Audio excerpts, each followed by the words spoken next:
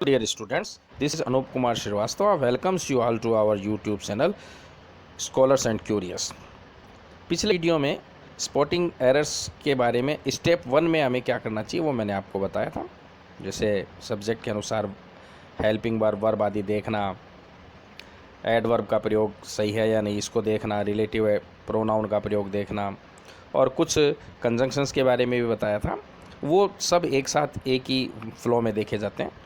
और आज हम बात करते हैं स्टेप 2 में। स्टेप 2 में भी 3-4 बातें हैं जिनको हमको एक साथ ही देखना चाहिए, जैसे कंडीशनल सेंटेंस है, यूज़ ऑफ प्रीपोजिशंस हैं, कंजंक्शंस का यूज़ है, एडजेक्टिव्स हैं, एडवर्ब्स हैं, टेंस का कॉम्बिनेशन एट्सेट्रा। चूँकि ये सभी टॉपिक एक सेपरेट हैं, काफ़ी बड़े भी हैं, इसलिए आज विशेष रूप से हम इस वीडियो में ये देखेंगे कि यदि कंडीशनल सेंटेंस में एरर दी गई हो तो उसे कैसे डिटेक्ट करते हैं और किस तरह से कंडीशनल सेंटेंस की रचना होनी चाहिए। तो विशेष रूप से इस वीडियो में आपको कंडीशनल सेंटेंस के बारे में बताया जाएगा। कंडीशनल सेंटेंस की रचना क्या होती है, किस प्रकार ये लिखे जाते हैं, किस तरह हम इनमें एरर डिटेक्ट करते हैं, ठीक है ना। अब देखिए पहले कंडीशनल सेंटेंस के बारे में समझिए। कंडीशनल सेंटेंस ये पूरा वाक्य 2 क्लोज से मिलकर बनता है। एक मैन क्लोज जिसे इंडिपेंडेंट क्लोज भी कहते हैं, मैन क्लोज, और दूसरा सबऑर्डिनेट क्लोज, सबऑर्डिनेट अधीनस्थ, अधीन वाला वाक्य। तो ए मैन क्लोज और दूसरा सबऑर्डिनेट क्लोज। चूंकि सबऑर्डिनेट क्लोज इफ से जुड़ा होता है इसलिए इफ क्लोज भी कहते हैं। 2 क्लोज से जुड़कर एक वाक्य बनता है कंडीशनल सेंटेंस, ठीक है। कंडीशनल सेंटेंस 5 प्रकार के होते हैं। जी हाँ, 5 प्रकार के, ध्यान रखना है आपको। Zero condition, open condition, close condition type first, close condition type second, and the 5th one imaginary sentence. Imaginary sentence यदि ऐसा होता तो ये होता कल्पना करने वाले वाक्य। ये भी कंडीशनल सेंटेंस के अंतर्गत ही पढ़े जाने चाहिए और सीखे जाने चाहिए।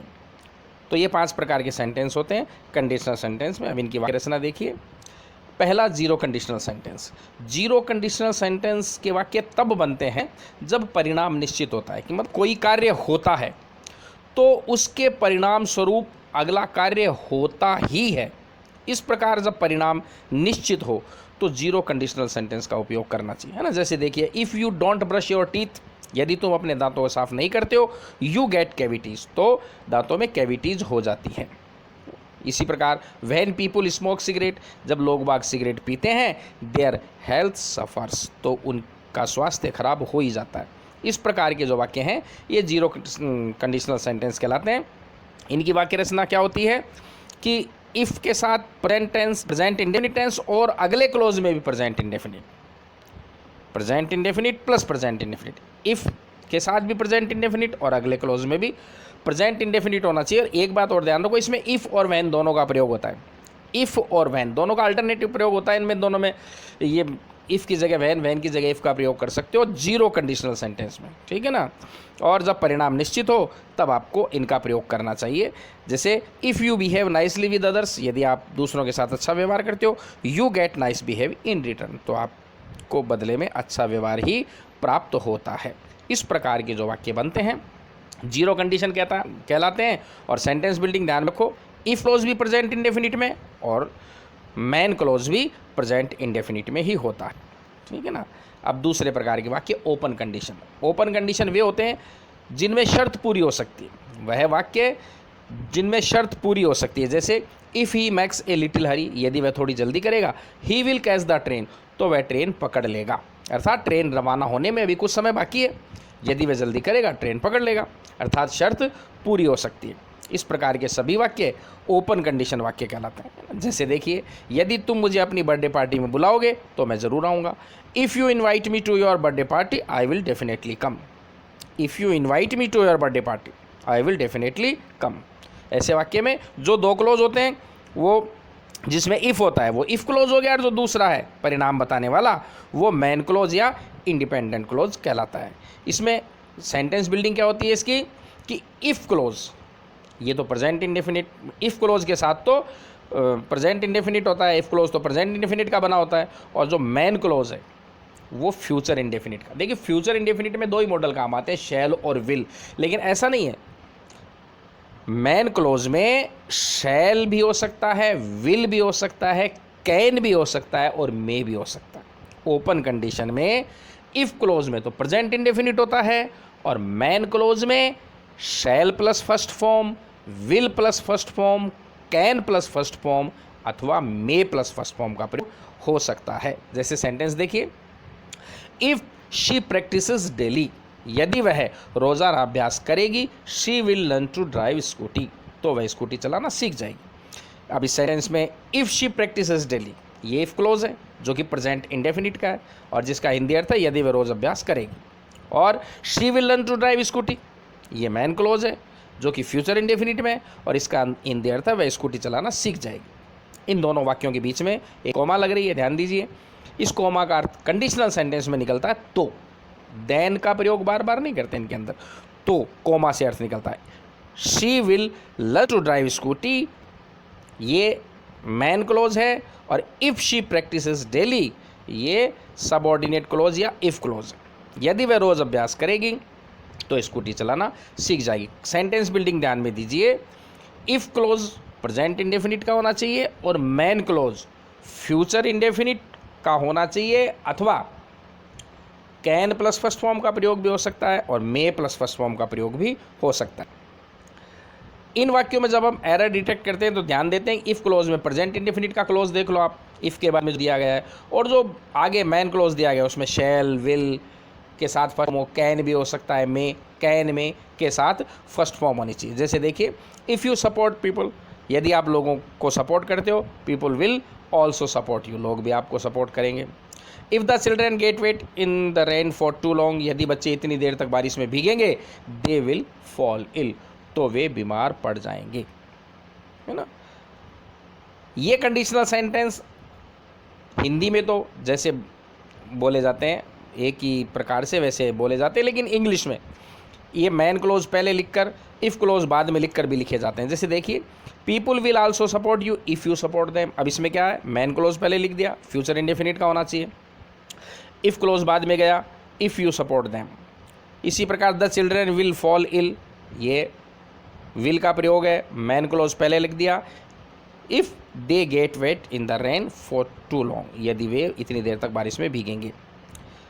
अब एक ध्यान रखना है आपको बात, यदि मैन क्लोज पहले लिखते हैं तो बीच में कोमा नहीं आती, इफ़ क्लोज पहले लिखते हैं तो कोमा लगाकर मैन क्लोज लिखते हैं, और यदि मैन क्लोज पहले लिखते हैं तो बीच में कोमा नहीं लगाते। एक तो ये ध्यान में रखना। और एक बहुत बड़ी बात मैं आपको बता रहा हूँ, वो यहाँ पे ध्यान दो कि जैसे if the children get wet in the rain for too long, यदि बच्चे इतनी देर तक बारिश में भीगेंगे, दे विल फॉल इल, तो वे बीमार पड़ जाएंगे।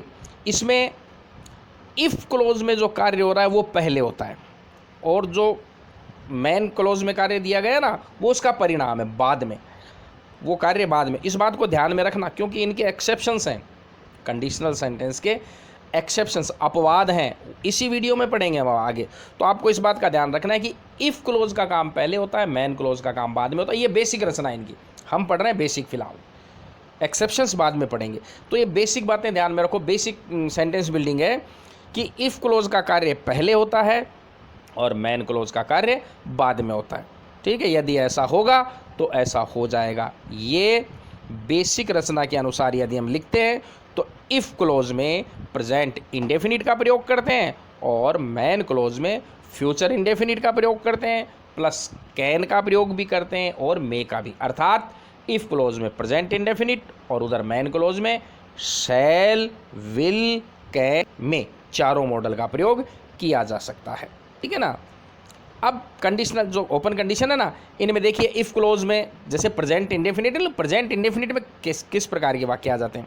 सब्जेक्ट के बाद वर्ब की फर्स्ट फॉर्म हो सकती है या फर्स्ट फॉर्म के साथ में एस और ई एस भी दिया जा सकता है। अभी सिंगुलर अगर सब्जेक्ट है तो वर्ब के साथ एस और ई एस हो सकता है, और प्लूरल है अथवा आई है तो वर्ब की फर्स्ट फॉर्म ही होगी। जैसे एग्जाम्पल देखिए, if people apply mask they will survive this disease. If people apply mask, people subject है, प्लूरल है, अप्लाई फर्स्ट फॉर्म दे रखी। इफ़ पीपल अप्लाई मास्क, यदि लोग बाग मास्क लगाएंगे, they will survive this disease, तो वे इस बीमारी में बचे रहेंगे, इस बीमारी से दूर रहेंगे, बचे रहेंगे। इफ़ ए स्टूडेंट, अब ये देखिए इफ़ ए स्टूडेंट सिंगुलर हो गया तो इसके साथ वायलेट्स, उल्लंघन करता है। If a student violets the rules, यदि कोई विद्यार्थी नियमों का उल्लंघन करता है तो the school administration will punish him, तो स्कूल एडमिनिस्ट्रेशन उसे सजा देगा। यदि कोई विद्यार्थी नियमों का उल्लंघन करेगा तो स्कूल प्रशासन उसे सजा देगा। तो इस प्रकार इफ क्लोज में सब्जेक्ट के साथ फर्स्ट फॉर्म अथवा फर्स्ट फॉर्म के साथ एस यस हो सकता है, अथवा सब्जेक्ट के बाद में डू नॉट डज नॉट भी हो सकता है। प्रेजेंट इंडेफिनिट का ये ना नेगेटिव सेंटेंस भी बन सकते हैं, जैसे if you do not follow the traffic rules, यदि तुम ट्रैफिक रूल का पालन नहीं करोगे यू विल बी फाइंड, तो तुम पर जुर्माना लगाया जाएगा, तुमको जुर्माना लगाया जाएगा। ये पेसिव वॉइस का वाक्य, विल की जगह will be plus third form, ठीक है ना। तो इधर डू नॉट डज नॉट भी हो सकता है। फिर प्रेजेंट इंडेफिनिट के वाक्य में सब्जेक्ट के बाद is am are plus verb की थर्ड फॉर्म भी हो सकती है, क्योंकि ये प्रेजेंट इंडेफिनिट का ही है, पेसिव वॉइस है। इफ क्लोज प्रेजेंट इंडेफिनिट का तो होता ही है ना, तो is am are plus verb की थर्ड फॉर्म भी हो सकती है, ये भी प्रेजेंट इंडेफिनिट का वाक्य है। जैसे if the children are given good education, यदि बच्चों को अच्छी शिक्षा दी जाएगी, they will be good citizen, तो वे अच्छे नागरिक बनेंगे। अच्छी शिक्षा दी जाएगी तो वे अच्छे नागरिक बनेंगे। If the children are given good education, तो प्रेजेंट इंडेफिनिट में किसी भी प्रकार का सेंटेंस हो सकता है इफ़ के साथ। प्रेजेंट इंडेफिनिट का अफर्मेटिव सेंटेंस हो सकता है, नेगेटिव हो सकता है, अफर्मेटिव में एक्टिव वॉइस का सेंटेंस हो सकता है, पेसिव वॉइस का सेंटेंस हो सकता है, लेकिन होगा प्रेजेंट इंडेफिनिट का। इफ़ क्लोज प्रेजेंट इंडेफिनिट का होगा, और मैन क्लोज में शैल, विल, कैन, में से कोई भी मॉडल हो सकता है, ठीक है ना। और इफ़ के बाद प्रेजेंट टेंस का सिंपल सेंटेंस भी हो सकता है, जैसे बिना वर्ब का इज एम आर के प्रयोग वाला भी, जैसे if the book is interesting, यदि ये किताब रोचक होगी, इफ़ से जुड़ गया ना, होगी, तो आई विल बाई इट, तो मैं इसे खरीदूंगा। अब देखिए इफ़ से जुड़ रहा है, अगला सेंटेंस फ्यूचर का दे रखा है और इसमें इज का प्रयोग है, ये प्रेजेंट टेंस का सिंपल सेंटेंस, ऐसा भी हो सकता है। तो देखिए इफ़ क्लोज में ये जो 4 प्रकार के वाक्य बताए गए, इनमें से कोई सा भी क्लोज प्रेजेंट इंडेफिनिट का बनाया जा सकता है। तो आपको ध्यान में रखना है, यही ध्यान में नहीं रखना है कि सब्जेक्ट के साथ वर्ब की फर्स्ट फॉर्म अथवा एस अथवा ई एस लगा होगा तो ही वो इफ़ क्लोज का वाक्य होगा, नहीं, इन सब को ध्यान में रखो। प्रेजेंट इंडेफिनिट का कैसा भी वाक्य हो सकता है। और उधर मैन क्लोज है, मैन क्लोज में देखो विल हो सकता है, विल नॉट, मतलब शैल, विल, कैन में, चारों ध्यान में रखो आप, प्लस फर्स्ट फॉर्म हो सकता है, शैल, विल, कैन में, फिर shall not, will not, can not और मे नॉट हो सकता है। अब विल नॉट की जगह वांट का प्रयोग होता है जब इसकी शॉर्ट फॉर्म बनाते हैं, शैल नॉट की जगह shan't, SHAN apostrophe T, will not का वांट बनता है, शैल नॉट का शांट, कैन नॉट का कांट, है ना, और मे नॉट का मेंट, ये हो सकते हैं शैल, विल, कैन में, चारों ध्यान रखो आप, प्लस फर्स्ट फॉर्म, फिर इनके साथ नॉट प्लस फर्स्ट फॉर्म, फिर इनके पेसिव वॉइस भी हो सकते हैं, शैल भी, विल भी, कैन भी और मे भी, पेसिव वॉइस भी तो बन सकते हैं, इनके साथ थर्ड फॉर्म हो सकती है, शैल भी, विल भी, कैन भी, मे भी, इनके साथ थर्ड फॉर्म हो सकती है ना। Can plus may plus first form बताई दिया आपको। तो ये ध्यान में रखना है कि मैन क्लोज में जो वेराइटीज़ है वो भी ध्यान में, इफ़ क्लोज प्रेजेंट इंडेफिनिट का कोई भी सेंटेंस, किसी भी रचना का सेंटेंस हो सकता है, लेकिन होगा प्रेजेंट इंडेफिनिट का। इसी प्रकार जो मैन क्लोज है, जो फ्यूचर इंडेफिनिट का तो हो ही सकता है, शैल, विल का प्रयोग हो सकता है, शैल भी, विल भी का प्रयोग हो सकता है, लेकिन साथ ही साथ कैन और मे का प्रयोग होता है। शैल, विल, कैन, में का प्रयोग होना चाहिए फ्यूचर मैन क्लोज में, और इधर प्रेजेंट इंडेफिनिट का। अब इसकी जो बेसिक वाक्य रचना ध्यान में रखो, if plus simple present plus simple future, if के साथ सिंपल प्रेजेंट और अगला वाक्य सिंपल फ्यूचर का, साथ में ये भी ध्यान में रखो सिंपल फ्यूचर का मतलब शैल, विल तो हो ही गया, इसके अलावा कैन और मे भी आ सकते हैं। फिर अगर मैन क्लोज पहले लिख दे तो simple future plus if plus simple present. अब सिंपल फ्यूचर वही बात, शैल, विल तो है ही, लेकिन कैन और मे भी हो सकता है। जैसे देखिए if N early step is not taken, अब ये इफ़ क्लोज है और इसके साथ किस टेंस का वाक्य दिया गया है, देखो if N early step is not taken, देखो इज का प्रयोग दिया गया है और इधर टेकन, इज टेकन, ये प्रेजेंट इंडेफिनिट का पैसिव वॉइस का वाक्य, इज प्लस थर्ड फॉर्म। यदि जल्दी ही कोई कदम नहीं उठाया गया तो एन एपिडेमिक में का प्रयोग हो रहा है यहाँ पर। An epidemic may broke out in the colony. If an early step is not taken an epidemic may break out in the colony. यदि शीघ्र ही कोई कदम, जल्दी ही कोई कदम नहीं उठाया गया तो कॉलोनी में कोई महामारी फैल सकती है। कॉलोनी में कोई महामारी फैल सकती है। तो इस प्रकार देखिए, कोई ज़रूरी नहीं है विल का ही प्रयोग, यहाँ पे मे का प्रयोग हो रहा है। और इफ़ क्लोज है उसमें आपको प्रेजेंट इंडेफिनिट का पैसिव वॉइस का सेंटेंस दिया गया है। तो सेंटेंस बिल्डिंग आपको अच्छी तरह ध्यान रखनी है। ध्यान से पढ़ो वीडियो, बातों को ध्यान से सुनो, हर बात ध्यान में रहती है। और कंडीशनल सेंटेंस का कोई बहुत बड़ा टॉपिक भी नहीं है, समझ में भी आ जाए। कुछ सेंटेंस देखिए, if you do not follow the traffic rule you will be punished. यदि आप ट्रैफिक रूल का पालन नहीं करोगे तो you will be punished. Passive voice आ गई यहाँ पर, you will be punished, you will be punished, आपको सज़ा दी जाएगी।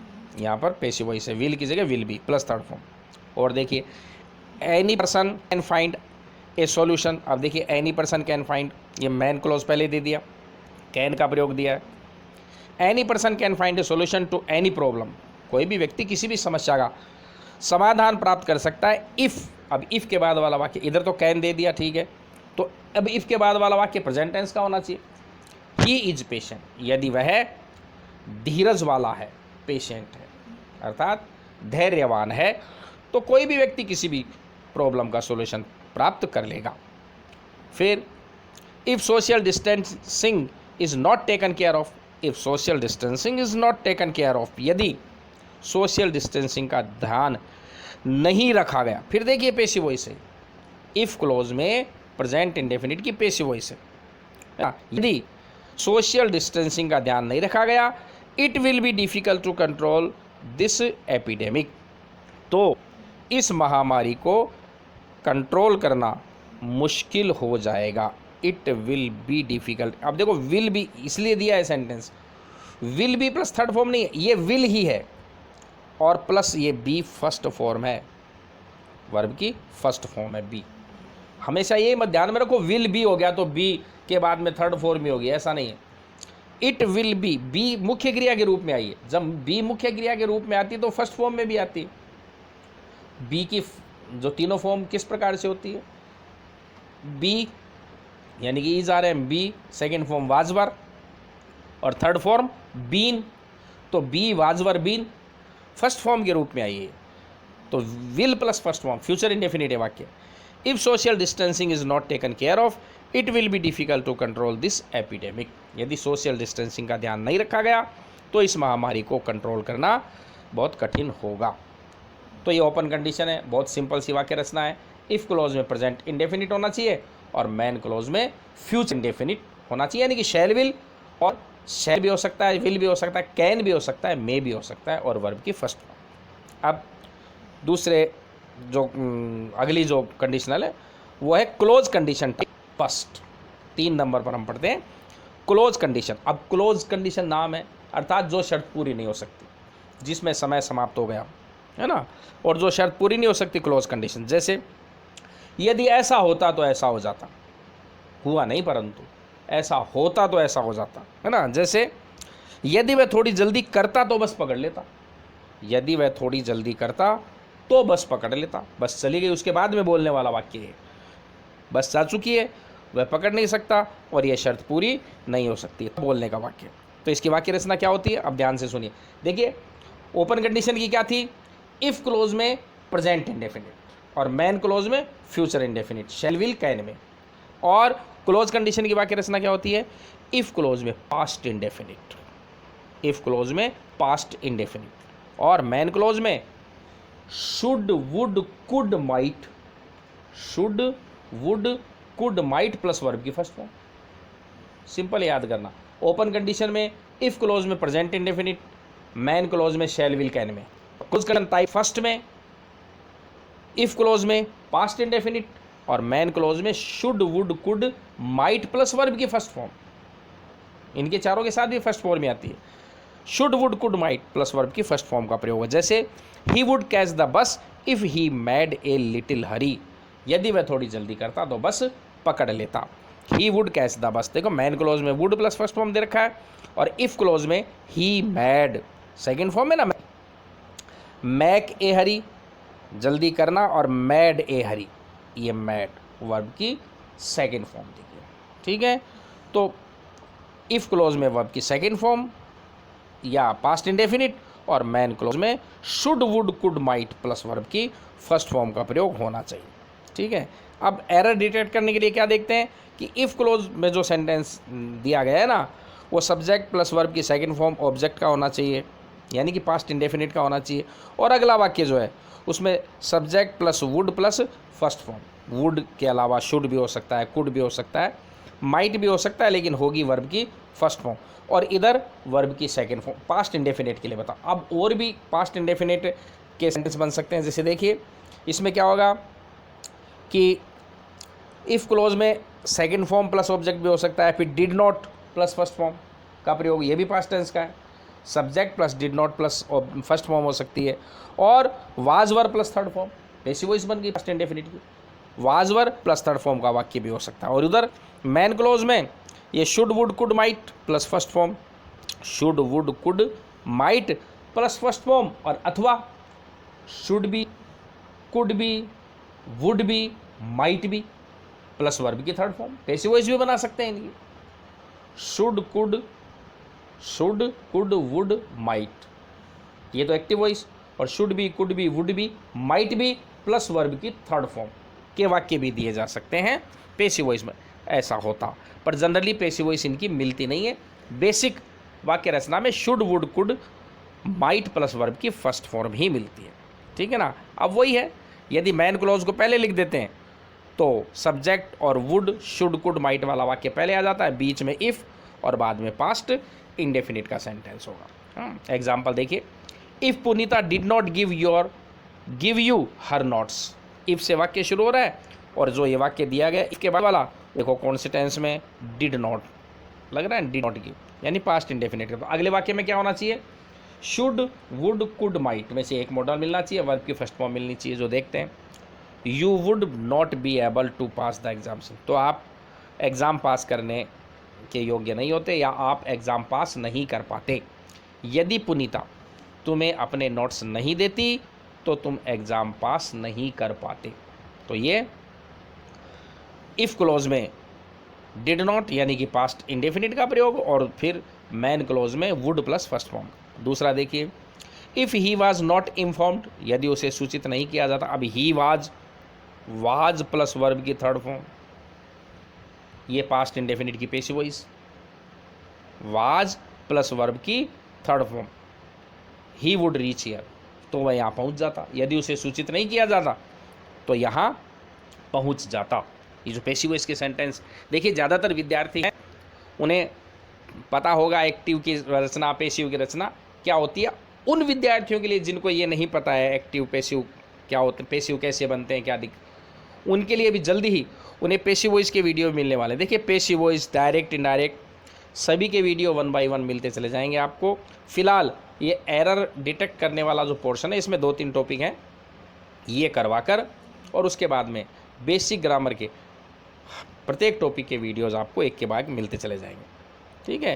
तो जब क्लोज कंडीशन टाइप फर्स्ट की बात करते हैं तो past indefinite plus should would could might ये कॉम्बिनेशन होना चाहिए।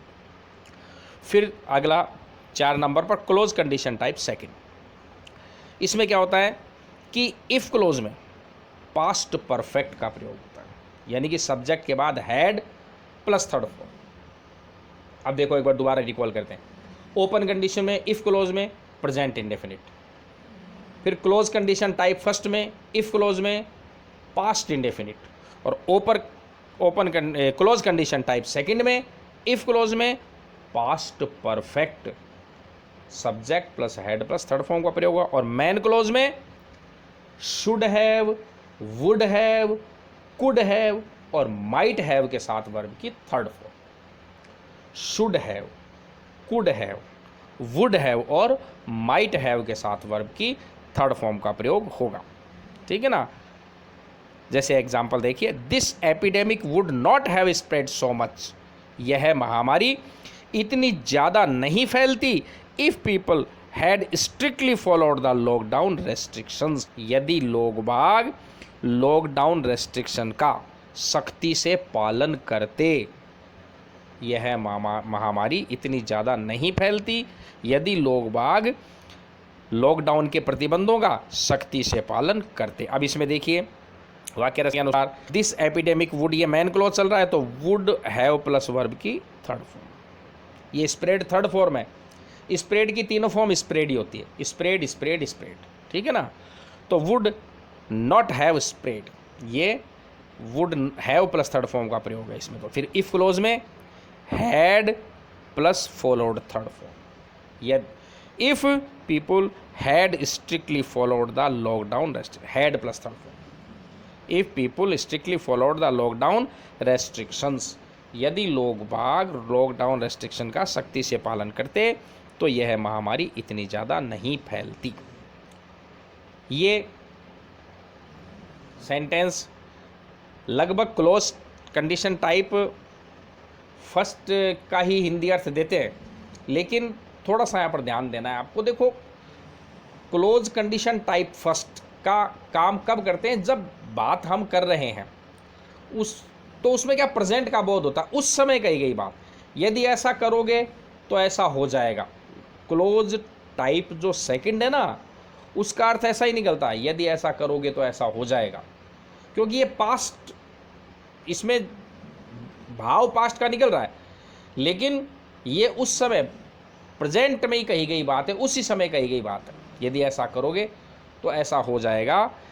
क्लोज कंडीशन टाइप फर्स्ट का लगभग यही अर्थ निकलता है, और क्लोज कंडीशन टाइप सेकंड का अर्थ ये निकलता है, यदि ऐसा करते तो ऐसा हो जाता, ये अर्थ निकलता है क्लोज कंडीशन टाइप सेकंड का। ये ध्यान रखना है आपको, थोड़े से भाव में फर्क है। हालांकि क्लोज कंडीशन है, शर्त पूरी नहीं हो सकती है। ऐसा करोगे तो ऐसा हो जाएगा, मतलब ये नहीं, देखिए ऐसा करोगे तो ऐसा हो जाए, जिसके बारे में हमें जानकारी नहीं, जो फ्यूचर में होगा उसके लिए तो हम ओपन कंडीशन काम में लेते हैं, जिसके बारे में हमें पता ही नहीं है तब तो फ्यूचर वो ओपन कंडीशन काम में लेते हैं। इफ क्लोज में प्रेजेंट इंडेफिनिट और मैन क्लोज में फ्यूचर इंडेफिनिट। यदि ऐसा होगा जिसके बारे में हमें जानकारी नहीं है, क्या होगा क्या नहीं हो भी सकता है नहीं भी, है ना। Something likely to be happened और नॉट, हो भी सकता है और नहीं भी। यदि ऐसी स्थिति हो जब तो हमें ओपन कंडीशन काम में लीजिए। और यदि हम जैसे 10-15 दिन पहले की बात है, किसी से बात कर रहे हैं, 5 दिन पहले आपने किसी से कहा, 5 दिन पहले आपने किसी से कहा यदि ऐसा करोगे तो ऐसा हो जाएगा, 5 दिन पहले कहा, अब 5 दिन बीत गए, अब आपको पता है वैसा नहीं हुआ, परिणाम वो नहीं निकला। यदि ऐसा करोगे तो ऐसा हो जाएगा, अब 5 दिन पहले आपने कहा, तो ये प्रेजेंट का भाव रहता है यहाँ पर। 5 दिन पहले कहा तो वो ओपन, ये कंडीशन नहीं लगेगी यहाँ पर लगेगी क्लोज कंडीशन टाइप फर्स्ट। उसकी वाक्य रचना क्या लगेगी, इफ क्लोज में पास्ट इंडेफिनिट और मैन क्लोज में should would could might plus verb की फर्स्ट फॉर्म। और इसका हिंदी अर्थ निकलता है ऐसा करोगे तो ऐसा हो जाएगा, ये ध्यान रखना है, ठीक है। और पास्ट का जो अर्थ निकालना है तब आपको क्लोज कंडीशन टाइप सेकंड ही काम में लेनी चाहिए। यदि ऐसा होता तो ऐसा हो जाता, ये पूरी तरह से पास्ट पर डिपेंड करती है। इसमें प्रेजेंट का, इसमें भी प्रेजेंट का भाव होता है। देखो आगे आप एक्सेप्शंस पढ़ाऊंगा मैं आपको, इसी वीडियो में बताऊंगा, बात आपको अच्छी और क्लियर हो जाएगी। तो थोड़ा ध्यान रखो कि वाक्य किस प्रकार से बनते हैं। फिलहाल तो बेसिक वाक्य रचना दिमाग में रखो। यदि आप क्लोज कंडीशन टाइप के वाक्य कर रहे हो टाइप सेकंड के, तो ध्यान रखो इफ़ क्लोज में पास्ट परफेक्ट होना चाहिए और मैन क्लोज में वुड हैव या शुड हैव या कुड हैव या माइट हैव के साथ वर्ब की थर्ड फॉर्म होनी चाहिए, ठीक है। और अब 5वें प्रकार के वाक्य होते हैं imaginary sentence. If verb close काम आता है, सब्जेक्ट कोई भी हो, इफ़ के बाद में सब्जेक्ट सिंगुलर प्लूरल कुछ भी हो, आई ही शी कुछ भी हो, उसके साथ हमेशा वर्ब का प्रयोग होता है, तो वो इमेजिनरी सेंटेंस हो गया। यदि सब्जेक्ट के साथ वर्ब का प्रयोग है तो इमेजिनरी सेंटेंस हो गया। और अगले क्लोज में वुड प्लस फर्स्ट फॉर्म का प्रयोग होगा। जैसे इफ़ आई वर यू, आई के साथ वर्ब का प्रयोग हो रहा है। आई वर यू, आई के साथ वर्ब का प्रयोग है ना। आई वुड रिटेलिएट हिम, यदि मैं तुम्हारी जगह होता, इफ़ आई वर यू, यदि मैं तुम्हारी जगह होता, आई वुड रिटेलिएट हिम, तो मैं उसको मुंह तोड़ जवाब देता। रिटेलिएट, मुंह तोड़ जवाब देना, ईंट का जवाब पत्थर से देना, रिटेलिएट। यदि मैं तुम्हारी जगह होता तो मैं उसे मुंह तोड़ जवाब देता, मतलब यदि ऐसा होता।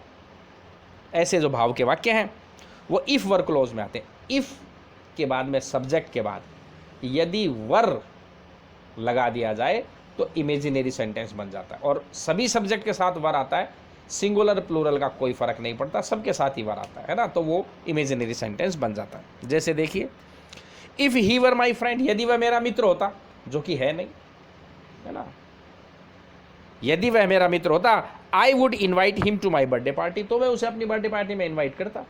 मेरा मित्र नहीं इसलिए मैंने नहीं किया। तो यदि वह मेरा मित्र होता, इमेजिनरी सेंटेंस। और देखिए, if I were A millionaire, यदि मैं करोड़पति होता, if I were A millionaire I would buy an expensive car, तो मैं एक महंगी कार खरीदता, एक्सपेंसिव कार खरीदता। तो ये इमेजिनरी सेंटेंस, ये भी कंडीशनल सेंटेंस के अंतर्गत ही पढ़े जाते हैं। तो इस प्रकार ये 5 कंडीशनल सेंटेंस होते हैं, इनकी मैंने अलग अलग वाक्य रचना बताई आपको, ठीक, इनको ध्यान में रखना है। चाहे आप वीडियो को एक बार देखो, 2 बार देखो, ये बेसिक संरचना है, इसको आप अच्छी तरह ध्यान में कर लो, इसमें गलती नहीं करोगे आप फिर कभी भी एरर डिटेक्ट करने में। अब देखिए, जिसको ये समझ में नहीं आता कि present indefinite, past indefinite, future perfect ये समझ में नहीं आ रहे, उनके लिए मैं थोड़ा सा खोल के लिख रहा हूँ कि देखिए, ध्यान दो आपको एरर डिटेक्ट करते समय क्या, कि यदि इफ़ क्लॉज के साथ प्रेजेंट इंडेफिनिट है तो अगला वाक्य भी यदि प्रेजेंट इंडेफिनिट का ही है तो वहाँ आप हिंदी अर्थ निकाल के देख लो। यदि ऐसा होता है तो फिर परिणाम स्वरूप ऐसा ही होता है, यहाँ आपको हिंदी अर्थ निकालना पड़ेगा, थोड़ा सा ध्यान देना, क्योंकि प्रेजेंट इंडेफिनिट के साथ कंडीशनल सेंटेंस में प्रेजेंट इंडेफिनिट भी आता है और फ्यूचर इंडेफिनिट भी आता है, तो वहाँ प्रेजेंट इंडेफिनिट सही है या नहीं, ये आपको देखने के लिए उस जो पूरा दोनों क्लोज मिलाकर जो सेंटेंस बन रहा है उसका हिंदी अर्थ निकाल के ये पता करना है कि यदि ऐसा होता है तो उस परिणाम स्वरूप ऐसा ही होता है क्या, तब तो प्रेजेंट इंडेफिनिट ही आएगा, अन्यथा फ्यूचर इंडेफिनिट आएगा। तो आपको ध्यान रखना है, इफ़ क्लोज में प्रेजेंट इंडेफिनिट, उधर प्रेजेंट इंडेफिनिट हो सकता है, इधर प्रेजेंट इंडेफिनिट है तो उधर शैल विल कैन में फर्स्ट फॉर्म हो सकता है, ओपन कंडीशन, इधर पास्ट इंडेफिनिट है तो उधर should would could might plus first form हो सकता है, इधर पास्ट परफेक्ट है तो उधर शुड है, वुड है, कुड है, माइट है के साथ वर्ब की थर्ड फॉर्म हो सकती है, और इधर इफ प्लस क्लोज में सब्जेक्ट के साथ वर दिया गया है तो उधर वुड प्लस फर्स्ट फॉर्म होना चाहिए। ये छोटी सी बात है कंडीशनल सेंटेंस की जो आपको याद करनी है। एरर डिटेक्ट करने में ये बातें बहुत काम आती हैं, क्या है और क्या होना चाहिए ये आपको ध्यान देना, अगर वो नहीं है तो वहाँ पर एरर है, ठीक है। तो इसको आप ये जो पेज अब आप देख रहे हो आपके वीडियो मोबाइल स्क्रीन पर, ये कंडीशनल सेंटेंस के कॉम्बिनेशन का है, इसको अच्छी तरह देखो, याद करो, लिख लो कॉपी में और याद रखो। इन ये 5 कंडीशनल सेंटेंस की सेंटेंस बिल्डिंग है, इस प्रकार से आपको ध्यान देना, ये चीज़ें याद रखनी है, ठीक है ना। फिर अब एरर स्पॉट कर रहे हो तो कई बार ऐसा होता है कि आपको पता नहीं चलता, कुछ कमज़ोर विद्यार्थी हैं जो नहीं देख पाते, इंडेफिनिट परफेक्ट नहीं समझ में आते, उनके लिए तो मैं खोल के लिख रहा हूँ। जैसे देखिए कि यदि प्रेजेंट इंडेफिनिट तो प्रेजेंट इंडेफिनिट हो जाएगा, सब्जेक्ट के साथ फर्स्ट फॉर्म है तो शैल विल कैन में, और इनके साथ फर्स्ट फॉर्म होगी, या फिर shall be, will be, can be, may be के साथ वर्ब की थर्ड फॉर्म होगी। सब्जेक्ट के साथ एस और एस है तो वही शैल विल कैन में फर्स्ट फॉर्म, या shall be, will be, can be, may be के साथ थर्ड फॉर्म होनी चाहिए। फिर डू नॉट, डज नॉट है तो वही शैल विल कैन में, फिर इज एम आर है तो वही इधर शैल विल कैन में। तो देखो 4 बातें हो गई, फर्स्ट फॉर्म इधर है उधर शैल विल कैन में होना चाहिए, फर्स्ट फॉर्म के साथ एस और ई एस है शैल विल कैन में होना चाहिए, डू नॉट, डज नॉट है तो उधर मैन क्लॉज में शैल विल कैन में होना चाहिए, और is am are plus third form है तो उधर शैल विल कैन में होना चाहिए, ठीक है। यदि सेकंड फॉर्म है तो should would could might plus first form होनी चाहिए, should would could might plus first form होनी चाहिए यदि सेकंड फॉर्म है। इधर इफ क्लॉज में सेकंड फॉर्म है शुड वुड कुड माइट, और यदि पैसिव वॉइस दे दे तो should be, could be, would be, और माइट भी प्लस थर्ड फॉर्म होनी चाहिए। Did not plus first form दे दे तो वही शुड वुड कुड माइट। और फिर इफ क्लॉज के बाद में object plus was were plus third form दे दे, यानी कि पैसिव वॉइस का वाक्य दे दे, तो उधर शुड वुड कुड माइट होनी चाहिए। फिर सब्जेक्ट के बाद में हैड प्लस थर्ड फॉर्म दे दे, तो should have, would have, could have और माइट हैव के साथ वर्ब की थर्ड फॉर्म होनी चाहिए। ये कॉम्बिनेशन तो सही है, अन्यथा गलत। और यदि सब्जेक्ट के साथ वर दिया गया हो तो आगे चल के वुड प्लस फर्स्ट फॉर्म होना चाहिए। ठीक है, आप कुछ एक्सरसाइज देखिए। If we had not brought the evidence to their notice they had disbelieved us. No error है 5वां। अब आपको इसमें एरर ढूंढनी है।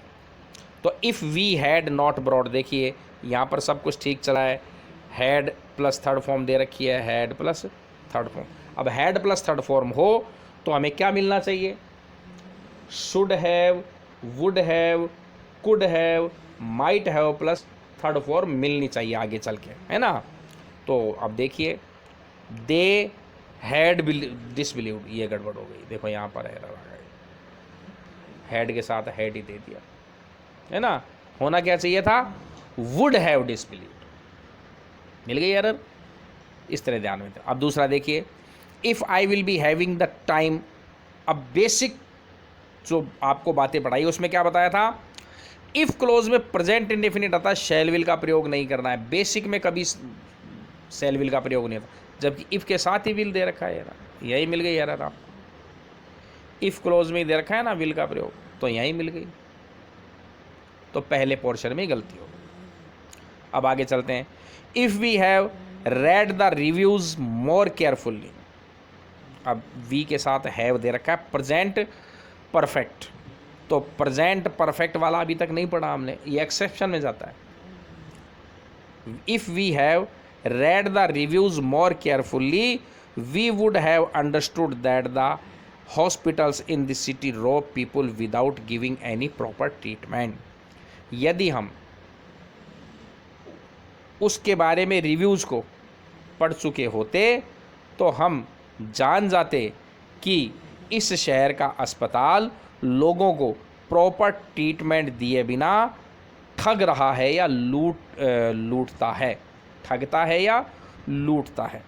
We have read the reviews more carefully, ऐसा हो चुका हो। अब ये अपनी जगह सही है, गलती नहीं है सेंटेंस में कहीं भी। ये आगे आप एक्सेप्शन में पढ़ोगे कि कार्य की पूर्णता के लिए हम प्रेजेंट परफेक्ट टेंस का प्रयोग भी करते हैं। लेकिन अब यदि हम बेसिक वाक्य रचना के अनुसार इसको देखते हैं तो क्या हो जाएगा? आगे चल के इसमें दे रखा है आपको सेकंड में would have plus third form दे रखा है ना, तो यहाँ पे हैव की जगह क्या होना चाहिए? हैड होना चाहिए। बेसिक वाक्य रचना के अनुसार तो हैड ही होना चाहिए, लेकिन एक्सेप्शंस भी हैं इनके, अपवाद, ये आप आगे देखोगे उसके अनुसार ये सही भी है। और कंपटीशन एग्जाम में आपको एक्सेप्शंस बहुत अच्छे याद रखने हैं। मैंने आपको एक्सेप्शंस तक कंप्लीट टॉपिक करवाने की कोशिश की और मुझे नहीं लगता ये वीडियो पूरा पढ़ने के बाद में, इन सब बातों को सीखने के बाद में कंडीशनल सेंटेंस के बारे में कोई भी बात आपकी बाकी रह जाएगी, ऐसा मुझे नहीं लगता। और इसमें जितनी कंप्लीट बात मैंने बताई है आपको, शायद आपको किसी और वीडियो में नहीं मिलेगी, जहाँ तक मैं समझता हूँ। तो आप इनको ध्यान भी रखना। और ये बेसिक के अनुसार देखते हैं, जब तो गलती हो गई हैड की, लेकिन एक्सेप्शन इसका है और ये सही भी है, वो आप आगे देखोगे। फिर आगे चलते हैं। इफ़ शी विल फिनिश, अब देखो सीधी एरर पड़ी है, अब आगे कहाँ बढ़ोगे आप? इफ़ के साथ विल का प्रयोग दे रखा है। इफ़ के साथ विल का प्रयोग होता है, लेकिन कहाँ होता है ये आप बेसिक में नहीं हो सकता। इफ़ के साथ ध्यान रखना, इफ़ के साथ शैल विल शुड वुड का प्रयोग नहीं होता है, मॉडल का प्रयोग नहीं होता है। अगर इफ़ के साथ मॉडल का प्रयोग हो तो गलत हो जाता है। लेकिन कुछ एक्सेप्शनल केस ऐसे हैं जिनमें इफ़ के साथ भी शैल विल का प्रयोग होता है, वो एक्सेप्शंस है, वो आप आगे चल के देखोगे। तो यहाँ पे एरर मिल गई ना, तो इफ़ विल नहीं आएगा यहाँ पर। इफ़ शी फिनिशेस, फिनिश के अंत में ईएस लगता, तो ये वाक्य सही हो जाता। अब पांचवा देखिए, she would have brought a new dress, सही वाक्य है बिल्कुल। Would have plus third form का प्रयोग रहा, यहाँ तक तो कोई दिक्कत नहीं है। सो शी हैड नॉट, अब शी हैड नॉट भी चल रहा है, लेकिन यहाँ पे क्या कर दिया इसने, इफ नहीं देकर सो दे दिया, सो दिया गया। कंडीशनल सेंटेंस सो से नहीं बनता है ना, सो का मतलब, तो इसलिए इफ होगा यहाँ पर तभी यह वाक्य कंडीशनल सेंटेंस बनेगा, तभी वुड हैव और इधर हैड नॉट का कॉम्बिनेशन सही बैठेगा, अन्यथा नहीं बैठेगा। तो यहाँ पर ये तीसरे पोर्शन में गलती है, सो की जगह इफ होना चाहिए। ठीक है, फिर छठा, if I had non about this competition yesterday itself I will have participated in it. अब देखिए, if I had non, had plus third form चल रहा है, दिस कंपटीशन यस्टरडे इटसेल्फ, ठीक है, फिर हैड नॉन है, हैड प्लस थर्ड फॉर्म है, तो उधर क्या होना चाहिए, should have, would have, could have और माइट हैव में से एक मॉडल, जबकि यहाँ पे क्या मिल रहा है, विल मिल रहा है, जो कि गलत है। वुड हैव पार्टिसिपेटेड होना चाहिए, विल नहीं होना चाहिए। ठीक है ना। और देखिए, इफ शी विल परफॉर्म, अब इफ के साथ will in a similar manner she will definitely win the gold medal, है ना। इफ क्लोज में शैल विल कैन में का प्रयोग नहीं होता है, बेसिक रचना में ध्यान रखना। और देखिए, what if this change is agreement had been inform to us earlier we could have given it a second thought. अब व्हाट इफ कोई कंडीशनल नहीं, व्हाट इफ का मतलब क्या हुआ यदि, क्या हुआ यदि, ये कोई कंडीशनल नहीं है, तो व्हाट इफ का सेंटेंस का प्रयोग दे रहा है के स्थान पर, यही गलत है। व्हाट इफ कंडीशनल नहीं बनाता, सिर्फ अकेला इफ ये तो कंडीशनल बना सकता है, लेकिन व्हाट इफ कंडीशनल नहीं बनाता है।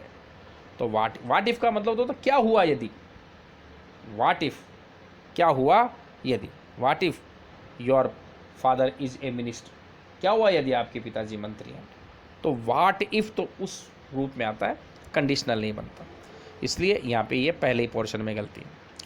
फिर नवा देखिए, if Mamata was able to create jobs and reverse the exodus to talent from Bengal, ये ममता मिनिस्टर की बात की गई है इस सेंटेंस में।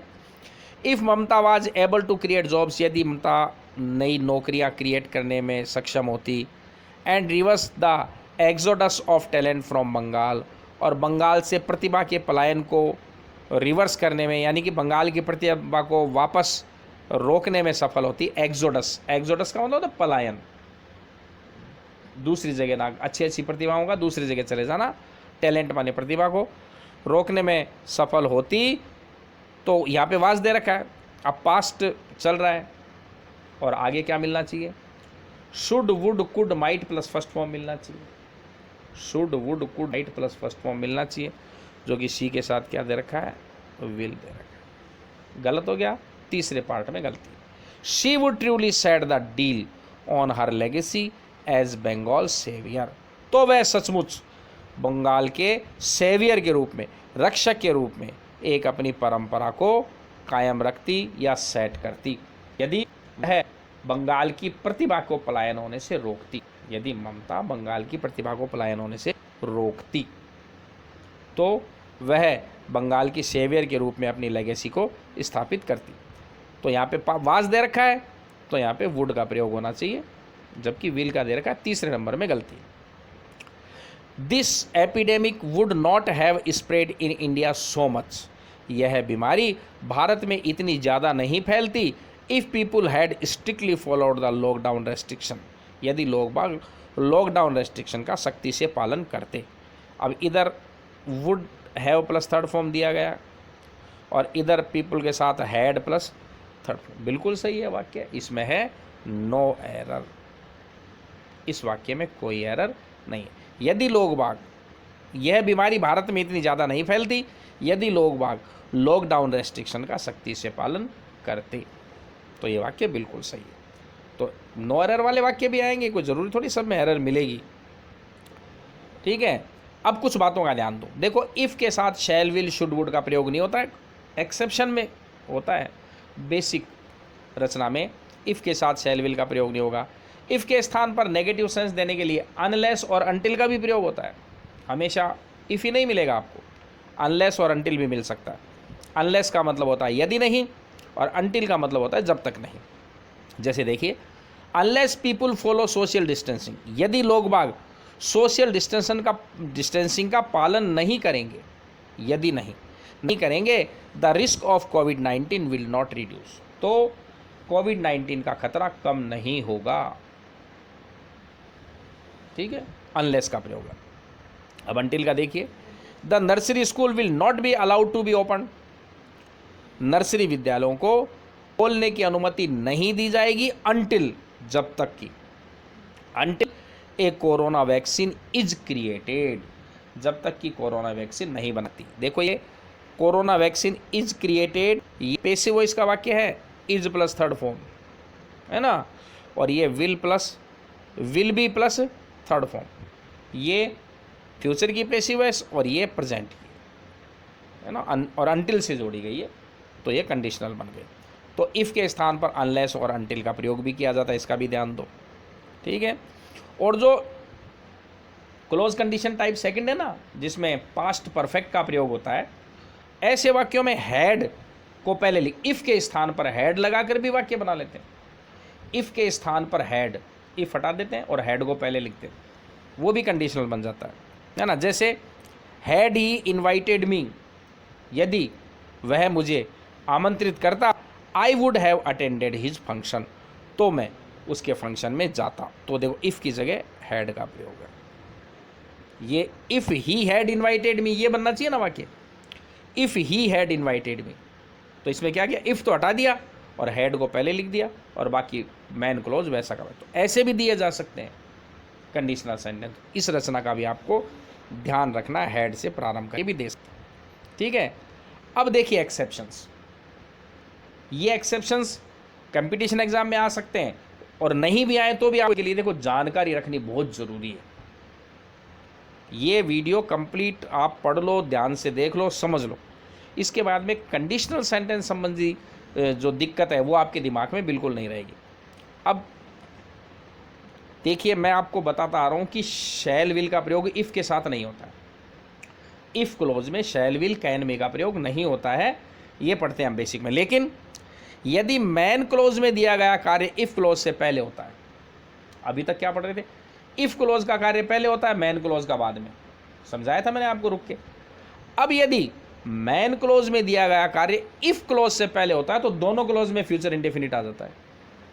मैन क्लोज में दिया गया कार्य इफ़ क्लोज में दिए गए कार्य से पहले होता है तो दोनों क्लोज में फ्यूचर इंडेफिनिट आ जाता है। जैसे I will give you money if it will make you happier, मैं तुम्हें धन दूंगा यदि यह तुम्हें प्रसन्न करे। पहले धन दिया जाएगा, प्रसन्न बाद में होगा। मैन क्लोज का कार्य पहले हो रहा है।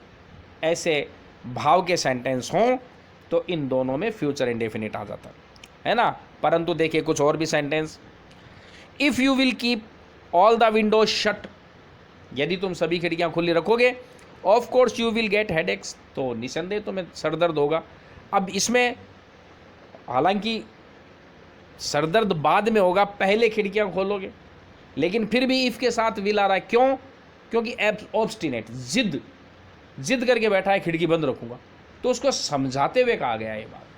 तो ऑब्स्टिनेट की बात हो तो भी दोनों क्लोज में फ्यूचर इंडेफिनिट आ जाता है। और तीसरा, if you will just hold the door open for me a moment, यदि कुछ देर तुम ये दरवाज़ा पकड़ के रखोगे, खुला हुआ पकड़ के रखोगे, तो I can take this table out to the kitchen, तो मैं इस टेबल को किचन से बाहर ले जा सकता हूँ।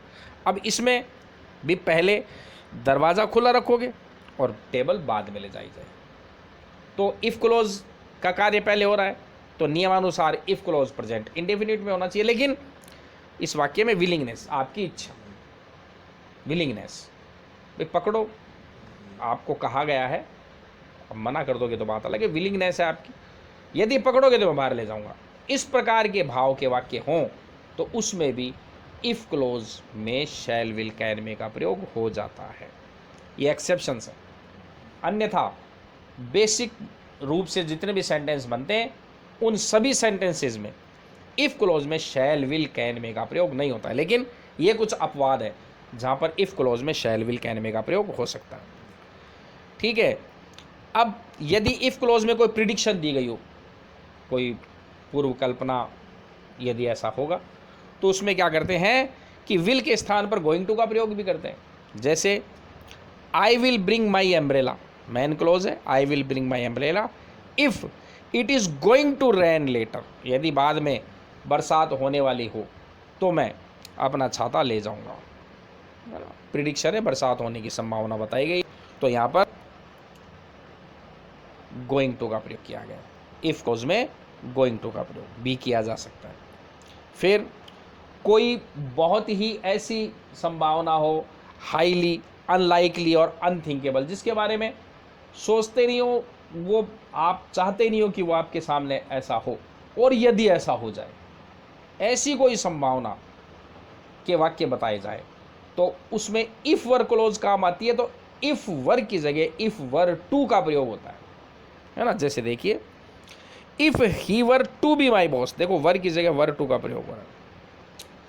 If her to be my boss, यदि वो मेरा बॉस होता तो I think I would resign the next day, तो मैं अगले ही दिन इस्तीफा दे देता। यदि वह मेरा बॉस होता तो मैं अगले ही दिन इस्तीफा दे देता। इसी प्रकार देखिए if he were to fail in the exam, यदि वह इस एग्जाम में फेल हो जाता तो he would have to wait a whole year to try again, तो फिर उसे दोबारा परीक्षा के लिए पूरे साल इंतज़ार करना पड़ता। एक ऐसी ऑफुल सिचुएशन।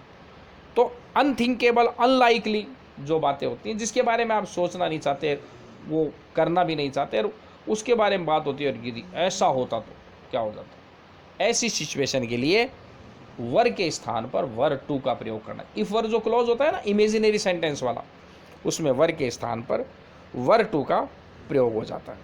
ये एक्सेप्शन। अब और देखिए कि प्रेजेंट कंटिन्यूस का भी प्रयोग होता है।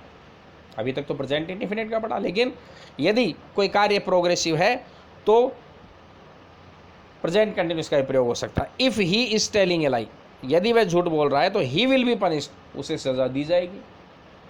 झूठ बोल रहा है तो सजा दी जाएगी। यदि इन प्रोग्रेस है कोई कार्य, कंटिन्यूस में भी होगा। और यदि कार्य हो चुका है, प्रेजेंट का प्रभाव है, तो प्रेजेंट परफेक्ट का प्रयोग भी हो सकता है। जैसे if a person has recovered from the कोविड-19, यदि कोई व्यक्ति कोविड-19 से रिकवर्ड हो चुका है तो he will donate his plasma, वह अपना प्लाज्मा डोनेट करेगा। देखिए अगला वाक्य फ्यूचर में मिल रहा है, आप मैन क्लोज फ्यूचर में मिल रहा है, लेकिन ये जो इफ क्लोज हैं इसमें अलग अलग टेंस काम में आ रहे हैं। उधर प्रेजेंट कंटिन्यूस आ गया, अब इधर प्रेजेंट परफेक्ट, कार्य फिनिश हो गया और प्रेजेंट का ही है, तो आप उसको प्रेजेंट परफेक्ट में भी लिख सकते हो और बोल सकते हो। यदि if a person has recovered from the covid epidemic he will donate his plasma, यदि कोई व्यक्ति कोविड-19 से ठीक हो चुका है तो वह प्लाज्मा डोनेट करेगा। फिर इसके साथ कैन का प्रयोग भी हो सकता है, विल के स्थान पर बताया, जैसे कैन में शैल सभी का प्रयोग हो सकता है। If she should win the race, अब यहाँ पे थोड़ा सा देखिए अलग प्रकार का वाक्य। If she should the race, यदि वह रेस जीते, दौड़ में जीते, आई विल कॉन्ग्रेचुलेट हर, तो मैं उसे बधाई दूँ, तो मैं उसे बधाई दूँ या तो मैं उसे बधाई दूंगा। ठीक है ना। तो ये अनप्रिडिक्टेबल वाक्य है जिसमें इफ़ के साथ शुड का भी प्रयोग किया गया। और एक सिंपल सेंटेंस सिंपल प्रेजेंट का, इफ़ अनलॉक 1 इज़ अनसक्सेसफुल, यदि अनलॉक 1 जो अब चल रहा है हमारे राजस्थान स्टेट में, ये असफल रहा तो the central government will consider lockdown 5, तो सेंट्रल गवर्नमेंट लॉकडाउन 5 पर विचार करेगी। अगर अनलॉक 1 असफल रहा तो हो सकता है लॉकडाउन 5 लग जाए। तो ये सिंपल सेंटेंस, ये तो पीछे बताया जा चुके, लेकिन ऊपर वाले सभी एक्सेप्शन है। ठीक है। अब देखिए कुछ एक्सेप्शंस और बता रहा हूँ मैं, आप इसमें वाक्य रचना देखना आप ध्यान से।